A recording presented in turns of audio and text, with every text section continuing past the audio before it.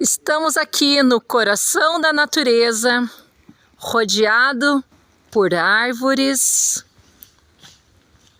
Estamos aqui com idosos, crianças, um jovem senhor, uma jovem senhora, que sou eu, com muitas árvores, com uma água limpa, cristalina, borboletas, flores, enfim, com essa terra tão abençoada e sagrada.